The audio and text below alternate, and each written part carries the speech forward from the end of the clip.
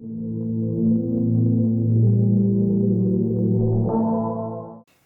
there, comic book friends. I'm Travis, and this is what I call Not on the Pull, where I talk about books that are not on my standard pull list. They just happen to be that I heard about them for whatever reason. I wasn't interested at the time. Then I decided I'd check them out. So I went to the local chain store that sells comics and picked these up to check out. So we'll talk about them and we'll see whether or not they're going to make it on my pull or what we're going to do with them. Okay? First, I want to talk about Deadpool #1, part of the Marvel Now. Wanted to join the revolution, so I picked this up. A lot of people were talking about it, about how they thought it was funny and great and all this stuff, and I'm going to have to go back and watch your guys' videos because maybe it was the fact that I worked a 14-hour shift and then I came home and read this book, but I didn't really think it was that funny or inventive or really that creative. Don't get me wrong, I mean, the cover, right? Cover is super sexy. I mean, come on. Who doesn't like a giant dinosaur monster thing that's barfing out cats as Deadpool swings in, you know, shooting at him and whatnot. The dead presidents are kind of amusing. It's amusing that, you know, that after Captain America takes the head off of one of them with his shield, they decide that they can't have, you know, they can't have their superstar you know, person chasing down these dead presidents and stuff, that would be bad. But, and I guess I think the premise of the idea of let's bring back a bunch of dead presidents to try and save the country is somewhat amusing. But as a whole, I didn't think it was funny. I'm beginning to think I just don't like Deadpool because everything I've read with him in it, I've not found him funny, nor have I found the comic that he's in enjoyable.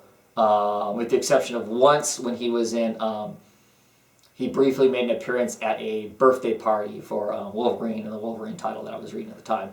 But yeah, I don't get. I mean, now I whipped out my phone and looked at the AR stuff that's in this, and the cover intro for Deadpool was pretty funny. Me and Ethan laughed about that. And there's some other tidbits in it that were okay, but I am 100% positive that this will not make it on my pull list, and I'm 100% positive I won't be picking up the next issue. But like I said, I'm going to go back and watch some of your guys' videos, and because it's been a while since I watched them, see what you had to say about them, and see what I'm missing, and maybe that'll change my mind. But I sincerely doubt it.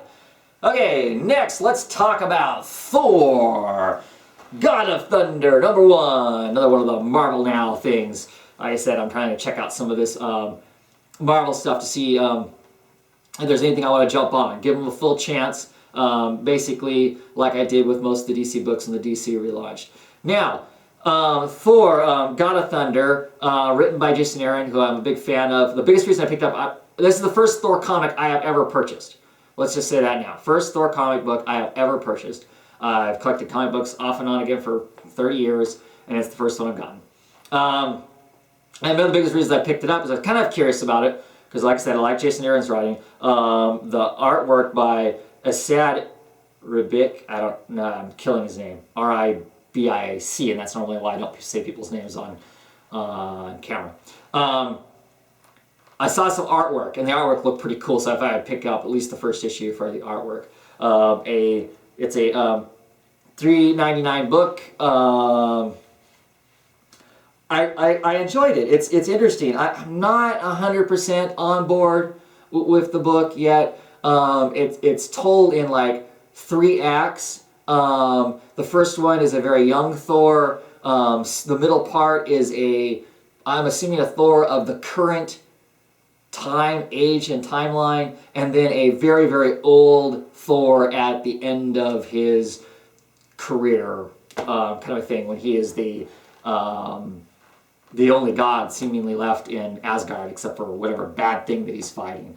And basically, there's a god killer out there. There's a god killer out there wiping out gods, and I'm assuming he's going to hunt them down. I mean, in the current era, the middle of the book, he's engaged with one of the monsters that's a lackey of the God Killer. So, kind of interested in that. God Killer, I'm kind of cool. I'm curious to see how Jason Aaron continues to write this book with this kind of 3 different acts at different ages. Are we going to keep seeing those different ages? Are we going to keep seeing different experiences throughout his life and timeline? That makes sense to some degree for the stuff before the current era, but I think it's really curious to show stuff of the future, kind of different, kind of odd. I'm not 100% on board with that style of storytelling. I'm not sure how you do that and justify is not the word I want to use, but something like that. The end of the book, the why it is the way it is. I'm not 100% sure on that and how that's going to continue to work. We're going to continue to see that. How can you tell a future story when obviously what's happening in the present, I'm assuming, is okay, if we're seeing the future, how does the present work? We know he gets out of everything, right? There's no, I don't know, some of the problems with time travel kind of thing. I'm not sure. Because he's not time traveling. We're actually showing the older him. Unless it's a different reality. I don't know. But I'll be curious to see. So I'm curious enough about it. I like the artwork that I'll probably pick up another one off the shelf to see how the story continues and what it looks like. Like I said, I think the art is gorgeous in it. This is a side note because this is a Marvel book, and Marvel pimps that AR stuff. The AR in this one was extremely difficult. I think I got 2 out of the 5 AR places to work in it. So a comic book that would have taken me 15 minutes or whatever to read, took me more than half an hour and killed the battery on my cell phone, feverishly trying to get the stupid app to work. So there's that. If that's part of the fluff as to why they're charging me $3.99 for the book, they should drop it down to $2.99 and just forget about the AR stuff, because it's, at least for me, my experience is it doesn't work well enough to make it a sales point, kind of thing. So anyway, that's it. I just got these 2 that I picked up at the store. Heck, who knows? Maybe we'll see more novel pulls down the road. Take it easy, everyone.